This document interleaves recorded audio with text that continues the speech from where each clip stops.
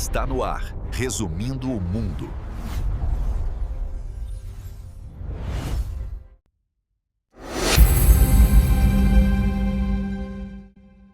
Ok, vamos lá. 20 anos. Já se passaram 20 anos desde que o Brasil meio que parou para assistir um dos maiores terremotos políticos da nossa história recente, o Mensalão. Hoje a gente vai revisitar esse caso, um caso que, sem dúvida, deixou marcas bem profundas. E olha, o material que a gente juntou aqui é vasto. Tem artigos da CNN Brasil, reportagens da Folha que foram cruciais na época, né? Informações da Wikipédia para a gente organizar os fatos, análises assim mais aprofundadas do Politize, do Mundo Educação, tem também o resgate histórico da Memória Globo e até um relatório detalhado sobre a crise toda. A nossa ideia aqui é entender como essa história começou, sabe, quem estava ali no centro do furacão, como o esquema funcionava mesmo, as reações naquele momento e principalmente o que ficou disso tudo, né? Qual o legado para a política brasileira. Até o nome Mensalão, que o Roberto Jefferson ajudou a popularizar, virou quase um verbete obrigatório, né? Mas o que ele significava de verdade lá em 2005? Exatamente. Voltar ao Mensalão é fundamental porque não foi só mais uma crise política, né? Foi um evento que, chacoalhou as bases do primeiro governo Lula, testou a resiliência das nossas instituições, do Congresso ao Supremo, e moldou, sem dúvida, a percepção pública sobre corrupção e política de uma forma que a gente sente até hoje. E o que é fascinante, olhando essas fontes todas juntas, é perceber as camadas, sabe? A gente tem a denúncia bombástica inicial, as defesas muitas vezes bem inflamadas, as investigações que foram se desdobrando, o julgamento no STF que foi, assim, um marco histórico e, claro, as inúmeras análises que vieram depois, tentando entender o significado daquilo tudo, acompanhar como essas narrativas foram construídas e os impactos que elas geraram ao longo dessas 2 décadas é quase um estudo de caso sobre o Brasil mesmo. E o estopinho, né? O que fez a crise explodir para todo mundo ver foi aquela entrevista do Roberto Jefferson, certo? Presidente do PTB na época, deputado influente. Em 6 de junho de 2005, ele foi lá na Folha de São Paulo e, soltou o que sabia. A acusação era direta. Delúbio Soares, que era o tesoureiro do PT, estaria pagando uma mesada, aí, o tal mensalão, de R$30 mil para deputados votarem com o governo. Mas essa denúncia não veio assim do nada, né? Parece que o próprio Jefferson estava numa situação meio delicada antes disso. Precisamente. A denúncia do Jefferson, ela não pode ser vista fora do contexto anterior. Semanas antes, ali em maio de 2005, a revista Veja tinha divulgado aquele vídeo super comprometedor, né?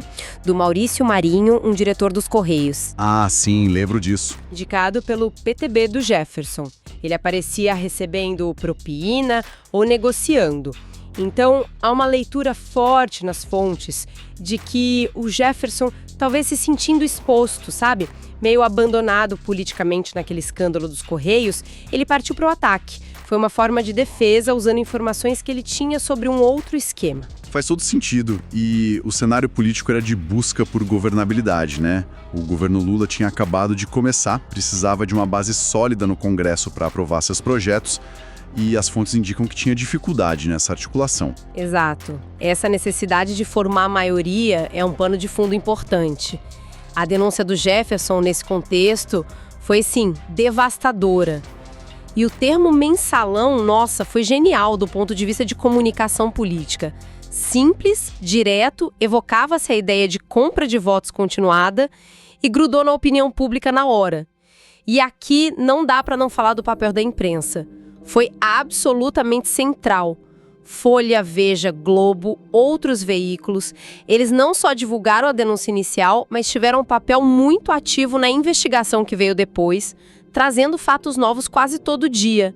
A sociedade acompanhou aquilo com uma intensidade, inédita. Isso levanta uma questão interessante, né? Porque as fontes mostram que já tinham alguns sinais, sabe? Uma fumaça antes do incêndio. A Veja já tinha falado num suposto acordo financeiro PT-PTB lá em 2004. O Miro Teixeira falou em mesada no mesmo ano. Sério? Já tinha isso antes? Sim. E a Lúcia Hipólito, usou a expressão deputado pré-pago no comecinho de 2005. Então fica a pergunta, por que esses sinais não tiveram o mesmo impacto antes da denúncia do Jefferson? Talvez faltasse essa combinação, né? Um ator político de peso fazendo a denúncia e um contexto de crise já armado como o dos Correios. Para a gente entender a engrenagem disso tudo, precisamos olhar mais de perto para as figuras centrais que apareceram nesse escândalo. Quem que as fontes colocam ali no centro dessa operação toda? Bom, começando pelo denunciante, né? O Roberto Jefferson. Figura controversa, acabou cassado em setembro de 2005, mas não sem antes fazer aqueles discursos bem fortes na Câmara.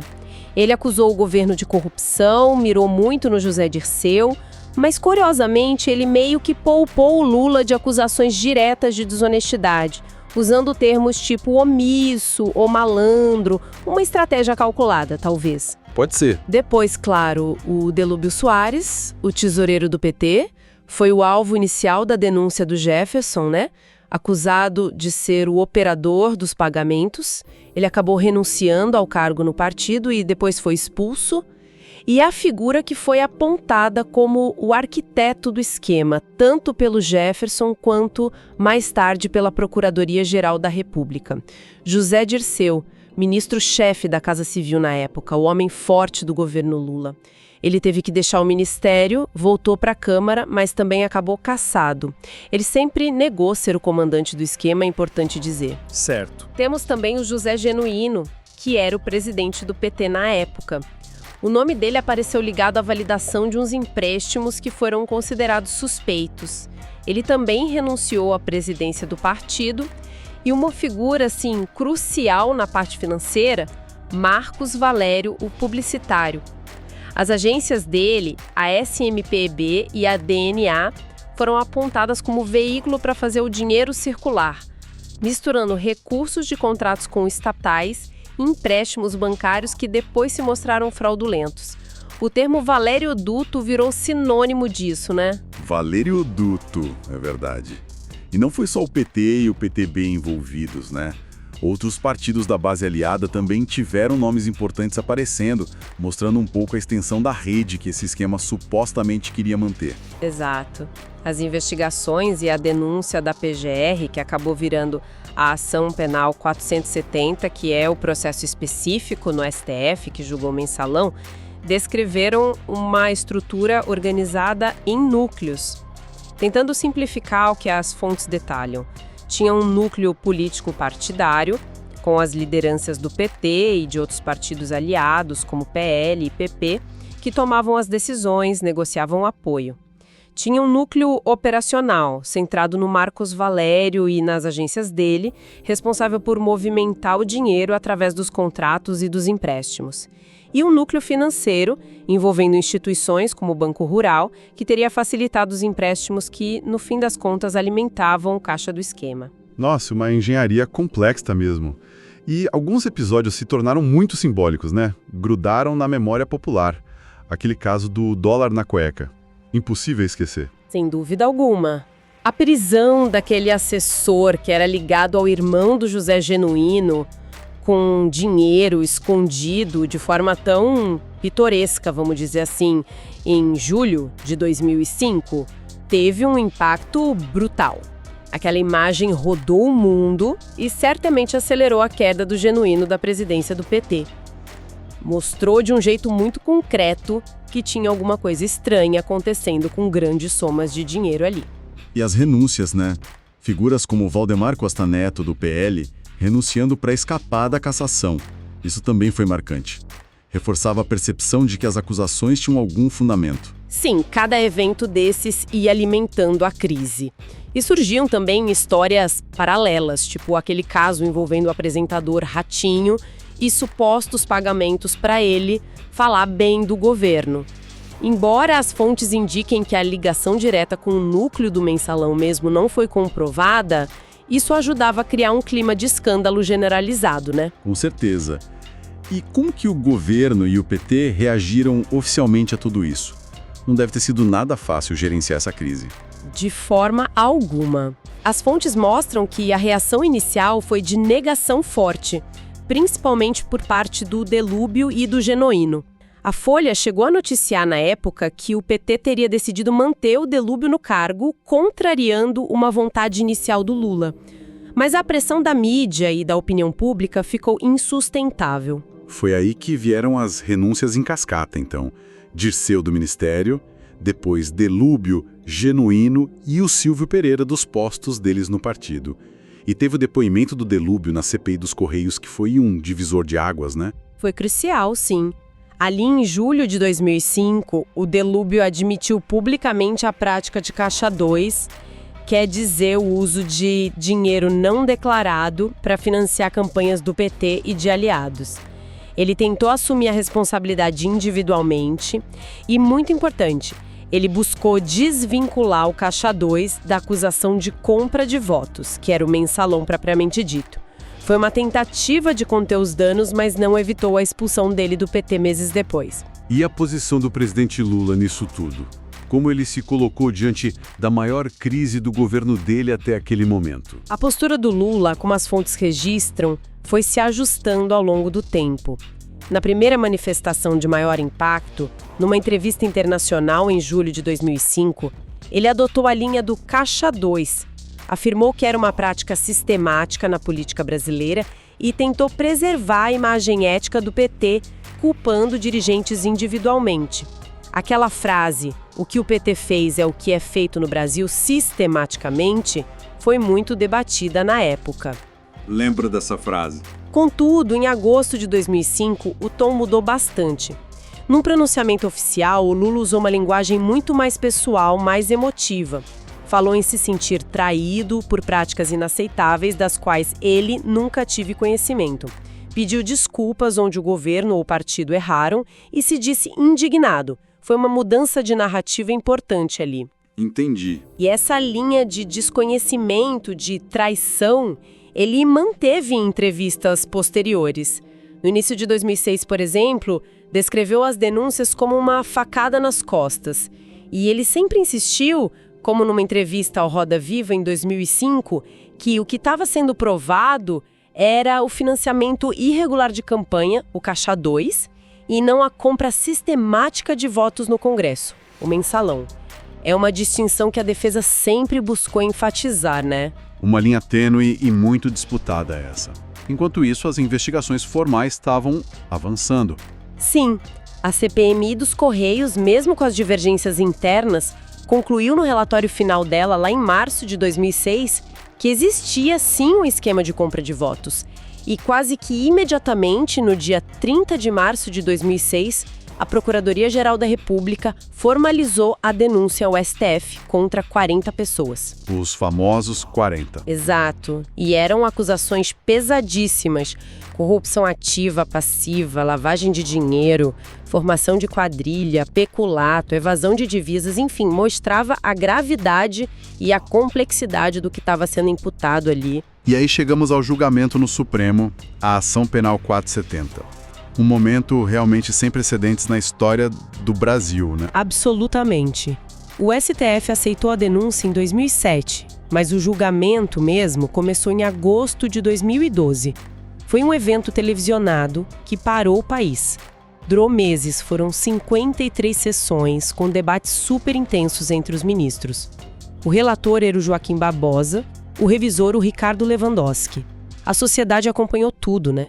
Formando opiniões, torcendo, debatendo, foi algo muito marcante. O Procurador-Geral da República na época, o Roberto Gurgel, usou termos muito fortes nas alegações finais. Ele chamou o mensalão de o mais atrevido e escandaloso esquema de corrupção do país e apontou o Dirceu como o chefe de uma sofisticada quadrilha. Palavras fortes.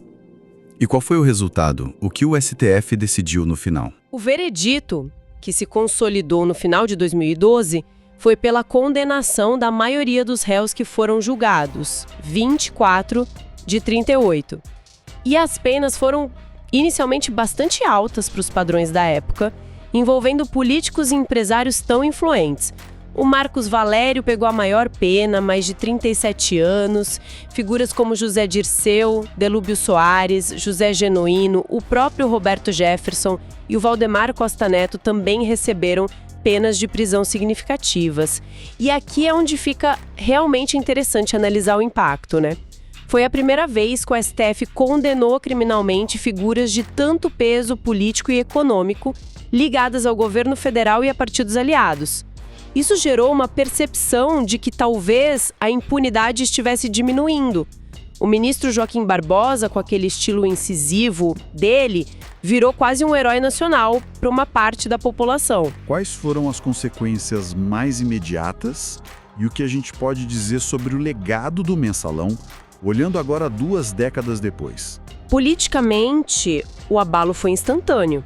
A queda do Dirceu, a instabilidade que isso gerou no governo, a imagem do PT muito arranhada, parlamentares sendo cassados ou renunciando. Foi um período de turbulência extrema, sem dúvida. Mas aí que tá o paradoxo. Mesmo com tudo isso estourando, o Lula conseguiu se reeleger em 2006. Como que as fontes explicam isso? As análises apontam muito para a economia. O Brasil vivia um momento econômico muito favorável, com crescimento, programas sociais populares.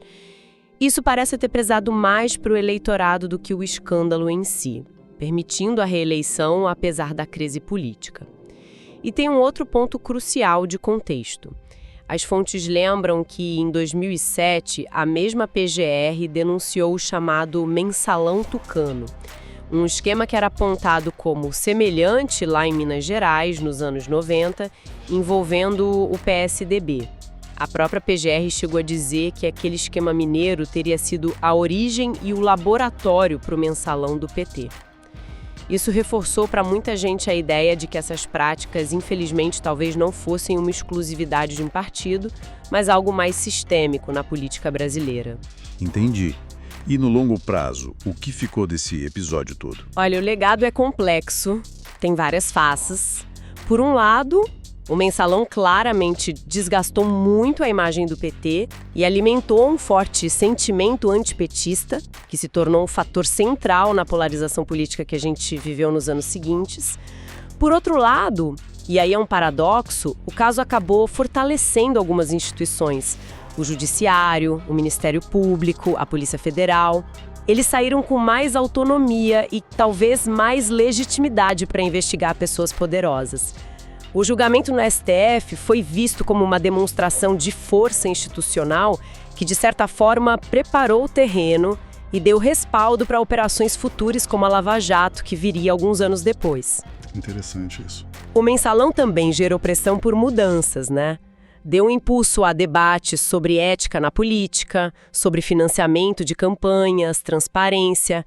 Indiretamente, pode ter influenciado leis como a da Ficha Limpa, de 2010, e até regras de desempenho para partidos políticos. E o que aconteceu com os condenados no final das contas? Aquelas penas altas foram cumpridas integralmente? Aí entra outra camada de complexidade. Apesar das condenações e das penas iniciais altas, teve muitos recursos. O próprio STF, em 2013, reviu a condenação por formação de quadrilha para alguns réus, o que acabou reduzindo as penas. Depois vieram os indultos presidenciais concedidos pela Dilma Rousseff e pelo Michel Temer, que extinguiram as penas de 17 condenados entre 2015 e 2016. Teve o caso do Pissolato, que fugiu para a Itália, mas acabou sendo extraditado. Na prática, as fontes indicam que já em 2014 não tinha mais ninguém preso pelo caso, e em 2021 ninguém cumpria a pena em regime fechado. Resta ainda uma ação de improbidade administrativa. Isso gerou muito debate sobre a efetividade final das punições, sabe? Se foram exemplares ou não. Entendi. Internacionalmente, o Brasil ganhou manchetes pelo combate à corrupção em alto nível, mas o desfecho das penas também levantou dúvidas lá fora sobre se a punição foi, no fim das contas, tão efetiva assim. E a comparação com a Lava Jato é inevitável. Mensalão, mais focado na compra de apoio no Congresso, Lava Jato focada em desvios na Petrobras, numa escala bem maior. Mensalão julgado no STF, Lava Jato com forte atuação inicial na primeira instância com o Moro.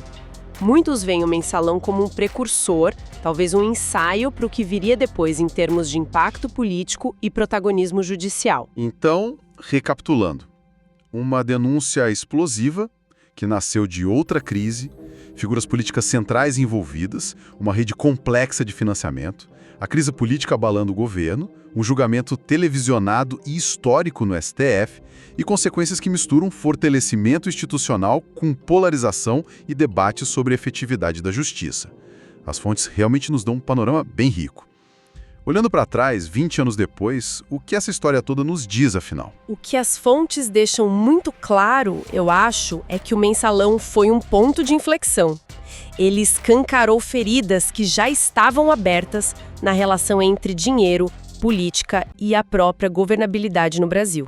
Revelou mecanismos que talvez fossem antigos, mas que vieram à luz com uma força inédita naquela época.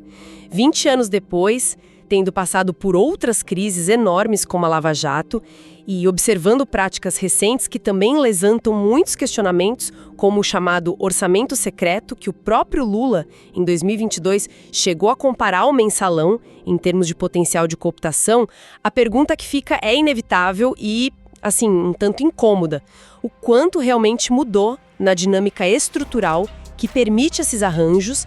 Quais lições foram de fato incorporadas pelas instituições e pela classe política e quais mecanismos de controle se provaram realmente eficazes ou talvez só paliativos para evitar que a história de alguma forma se repita?